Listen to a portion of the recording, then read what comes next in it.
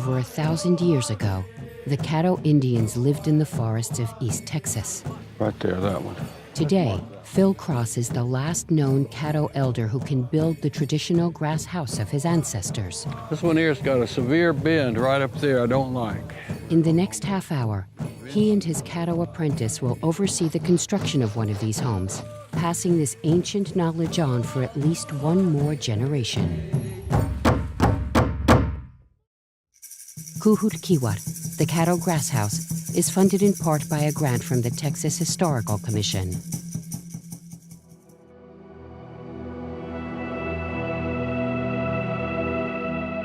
More than 1,000 years ago, a group of Caddo Indians known as the Hasine had settled 30 miles southwest of present-day Nacogdoches, Texas.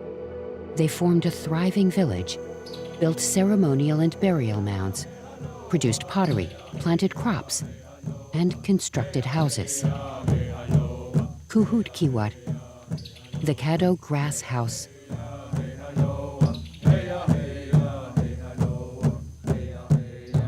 By the mid-1800s, the rapidly declining Caddo population had been forced out of their homelands and relocated to the area around Binger, Oklahoma.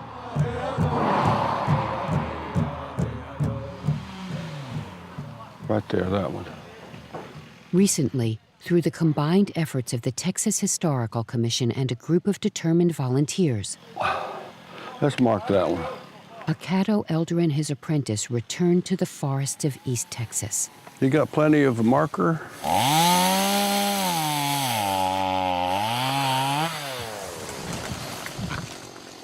Here, they joined with the local community in building a traditional grass house on the land of their ancestors.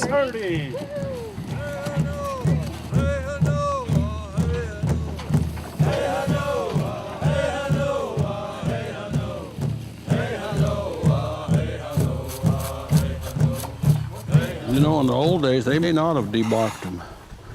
Because when they put them in there and started a fire, you know, the bugs would probably disappear. At least 8 years before I got here, people were talking about building this Caddo house, and it never managed to come to fruition. Opportunity came for us to come together and make this project happen. It wasn't such a hard sell. We were all real excited about it. I had to locate a Caddo to help us do this, and I realized quickly after taking the job here that Phil Cross was the person they had been contacting earlier. Once you have the Caddo invested, once Phil and Chad were on board, and a group of volunteers that are excited, support from funding agencies follows. So once those things fell into place, it just took a little bit of effort for writing grants and spreading the word. My star debarker, I'm watching, you know, everybody, somebody's gonna get the award. We need about 30 feet out. So I'm gonna do how many steps? 5 steps? 5 steps will get you, yeah. Okay. We're skinning the grass now because we're gonna remove the turf before we start digging the holes and bending the poles. Mow your lawn is the first Caddo rule. Mow your lawn. Yeah. As far as I am aware, Phil Cross, the Caddo elder that is helping us build this house, supervising the construction, is the last Caddo that knows how to build one of these structures.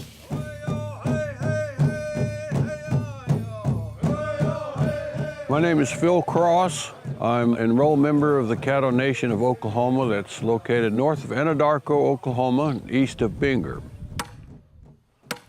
I grew up on our allotment that was granted in 1901 to our family when our reservation was broken up. Phil Cross is the only Caddo elder that knows how to build this style of grass house.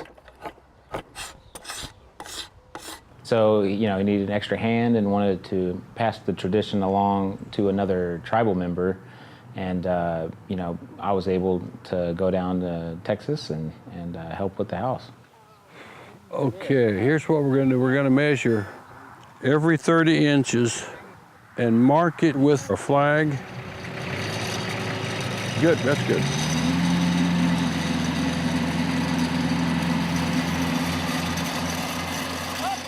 This site is protected under state and federal law as a state archaeological landmark in Texas. So not anyone can just come out here and dig holes in the ground and find stuff. And what we're doing to build the houses, first thing we have to do is dig holes for the poles.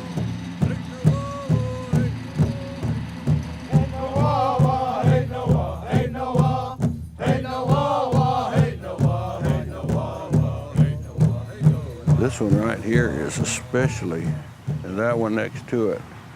We'll have to put some extra muscle to get them to bend, but they will. I guess whenever I get older, I'd like to pass it on so that people can still connect with this in the future and know that this was a Caddo house and this is how we would do it and this is what it would look like. That's way too many to lift a pole, but anyway. Plus, Put it in. okay, go ahead with it. Look at that. Okay. Keep it balanced. Keep it put in there. You can put it down. I'm trying to keep it from hitting the edge. Okay. Ready? Yeah. Up, up, up, up. Tilt up. Hopefully it's long enough. May not be. Maybe too thick. We may have to redo it, but cut it off and redo it, but we'll see how it goes. There you go. Yeah. Victor's the pole bending champ. People get it from that. Is this on the job training? That's good. Not too far up. Sometimes Phil would say, you know, this pole needs to be moved in or out a little bit, and so that took untying it from the frame, scooting it out or pulling it in or trying to get it right. Chad, can you slide the knot that way up on the big pole? Yeah, like that. Standing up there on the scaffolding, wrestling this thing into position, holding on to it, and Phil trying to say, move the pole in about 2 inches. Okay, what's 2 inches to you? Because I can't see 2 inches while I'm holding this pole, standing up here on this 20-foot tall scaffolding. This one here's got a severe bend right up there I don't like.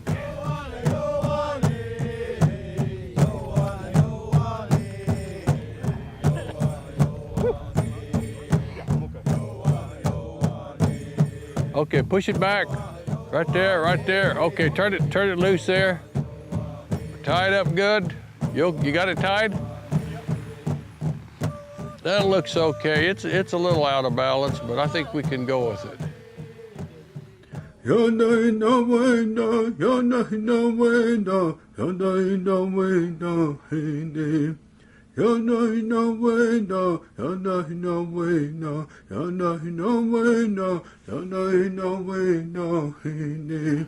Spiral it pull it up real tight as you go along, yeah, if you can. Now pull that tight and go around once and then wrap it under here. Very good. Wrap it on itself there, right here now. I like that. I think we got the hoop here.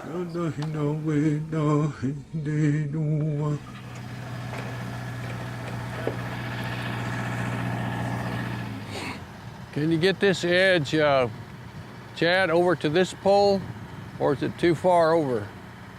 Or get it up as high as you can. Yay! Okay. Move it out a little bit. Little more. That's good about right there. You're going to be here tomorrow. We're losing our tying team tomorrow. Oh, you're not gonna be here? He's not going to be here, and Chad's going home. Oh, okay.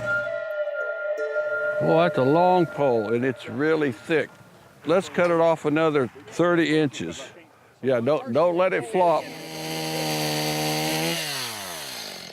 This is a exercise in pounding. You need your pounding certificate. So are you going to live in this when it's finished? Yeah, I'm going to be in it for year round. So I want people to bring food. I kind of like barbecue. Pizza's good too. You know, just keep me supplied. Boy, that's a long pole. We probably could have shortened that by. I hope that one holds together.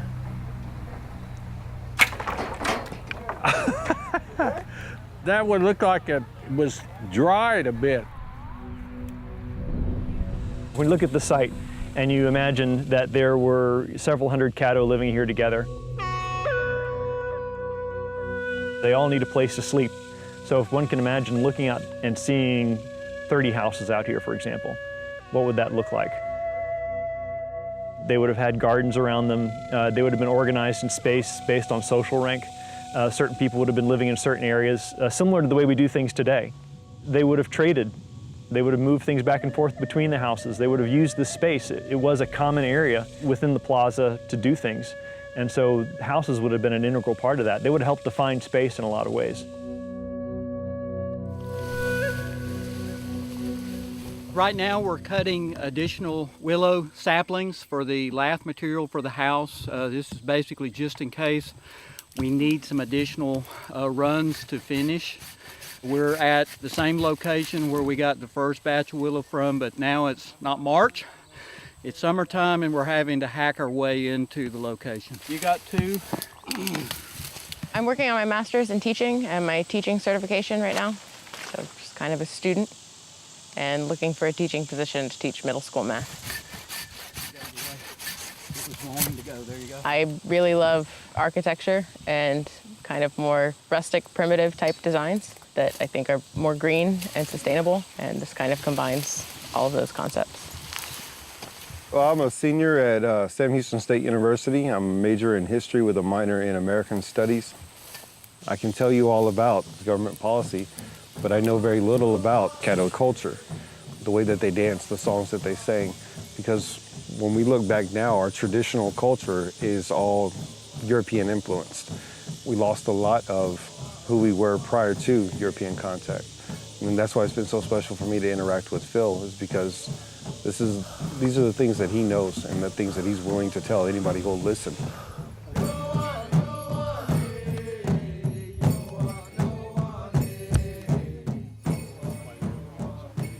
Boy, that's way up there, isn't it? Chad, we'll let you finish out on that big ladder over there as we get, as you go around, so. A lot of people growing up, they go, oh, well, you lived in a teepee or this and that, and it's just a common misconception. So it's kind of nice to be like, well, this was our kind of houses that we had being out here in the piney woods. We weren't a plains tribe, so these were the resources that were available to us, so this is how we made it. The grass will come down and overlap here. This was the portion where the pine poles are already tied, and we're adding the willow crossbars. And so you start at the bottom, and then you use that as this ladder to step up and up and up and up. And it would have been scary, except that it was so much fun. I really enjoyed the idea of connecting with people in the past who have done this for millennia, and that people have been climbing up here, and this is the way it's done. That one, boy, it just has a mind of its own. You know, if they all move together, that's fine. Let me look, it's a lot better.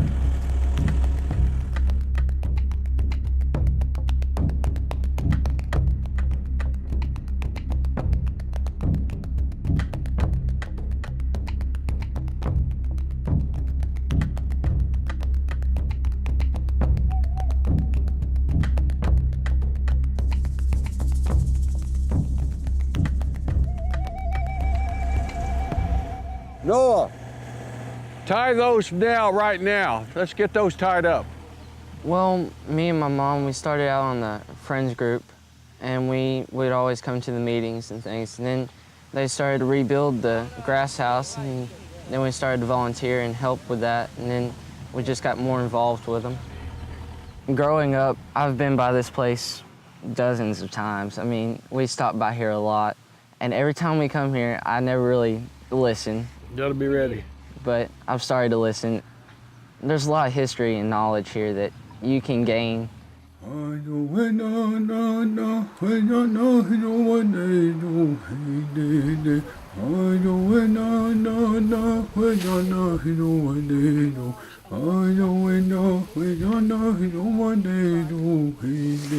These things are robust. One of the first problems we had is that we didn't know if we could harvest enough switchgrass to complete the house.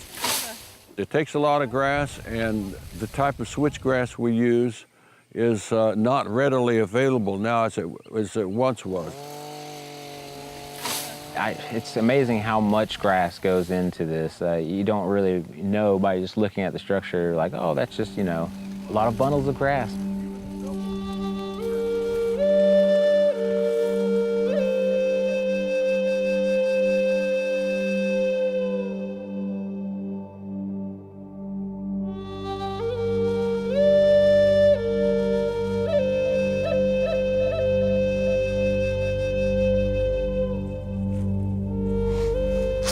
Phil acted as not only the architect and the builder of the structure, but he was what the Caddo called the tama.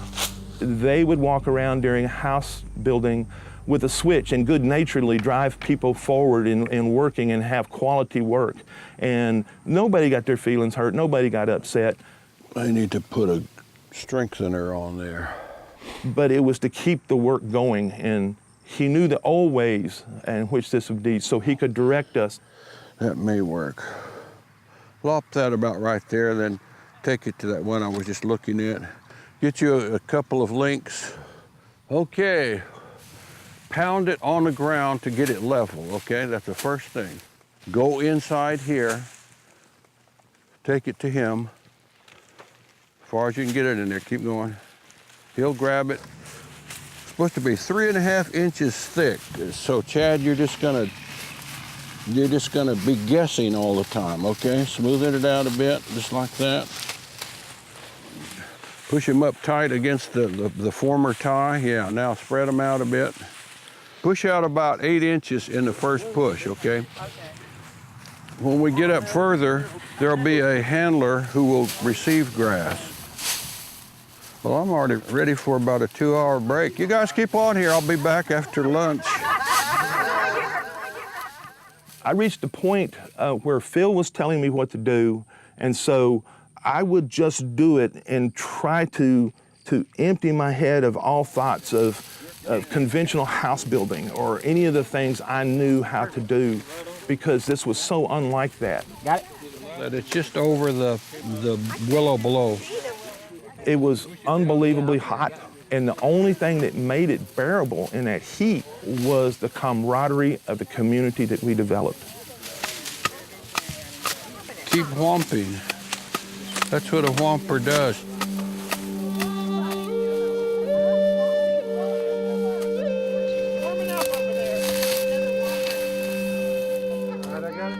The Caddo were horticulturalists. They managed the landscape. If they wanted to plant something, they cleared the area and they planted it. So knowing that they're establishing villages, they would have prepared large areas for grass. They would have cultivated grass and created plots for that. That might have been something that they used in their annual process to say, we can build a house now, we have the grass ready. They did manage the landscape significantly. They cleared areas, they planted things, they had, of course, their staple crops, corn, beans, and squash. But there's nothing to say that they also didn't plant medicinal herbs just for flavor. Medicines, they planted that. Grass would have been just another thing that they would have managed.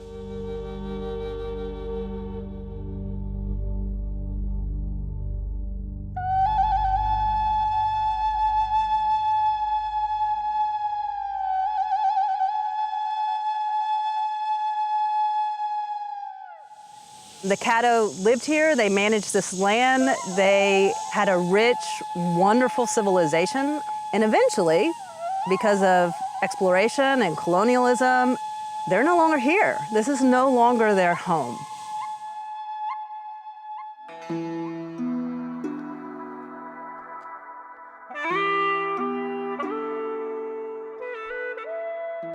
What makes my position worthwhile is to figure out how to build relationships with individuals, how to bring meaning back to this space. So for the Caddo today, that they can reclaim some of the sacredness that is their right, it's their homeland.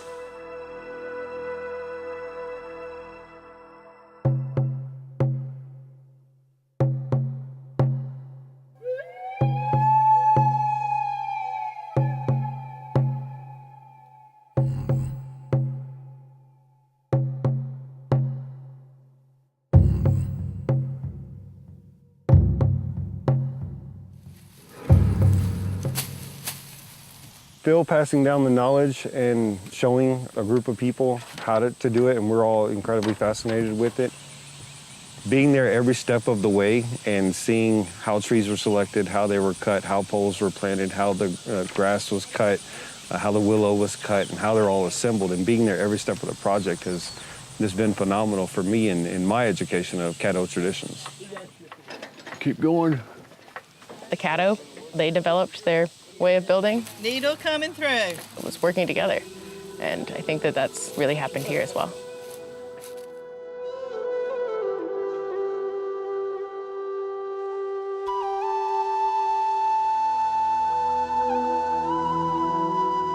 Caddo's built these into modern times, but probably not long after 1920s or 30s.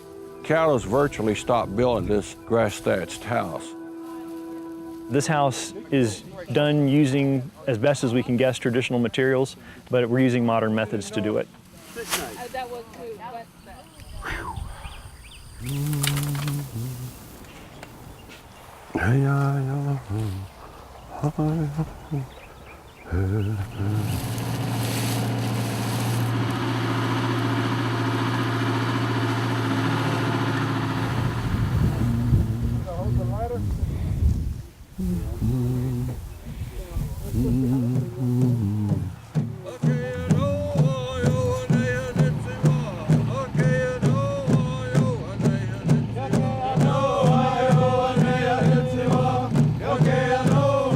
Okay, I'm coming under this one in here.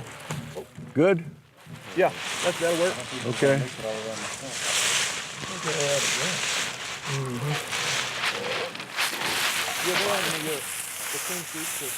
It's leaning a bit to the north, is why I'm doing it.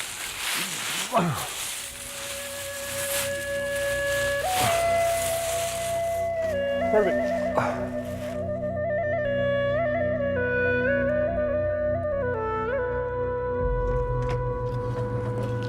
I didn't intend to work up a sweat till about noon.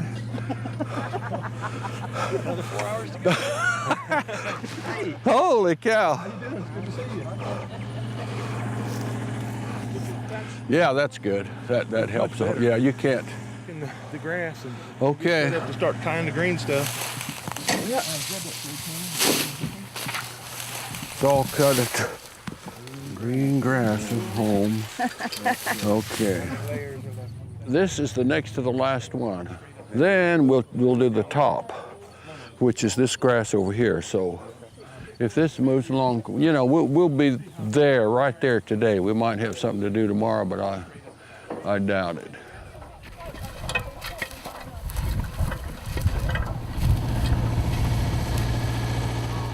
It looks like we've got about 8 feet of thatching on the very crown to finish this. Is that the last one going in? Last bundle. This has been a special privilege, really an honor to do this. These houses haven't been done, very few over the last century, 1900s. So doing one here on this site where our ancestors were and where there were many houses like this on this site has been particularly gratifying. Congratulations. Good going, Kendall. Thank you. Thank you. Madeline, you and John have been stalwart. Good job, Tim. You the guide, you and Vic, the man. John, good work here. Man, you were just one of our core team.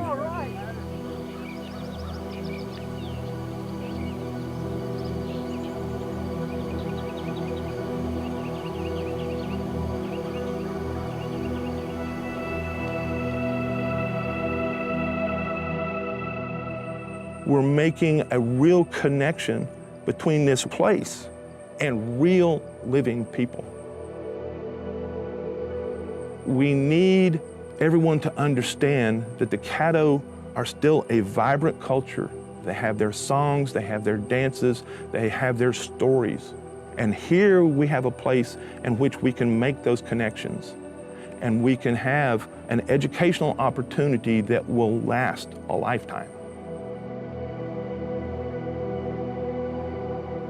It's a really special place to me. It's our homelands. It's a burial site. Our ancestors are just steps away from us.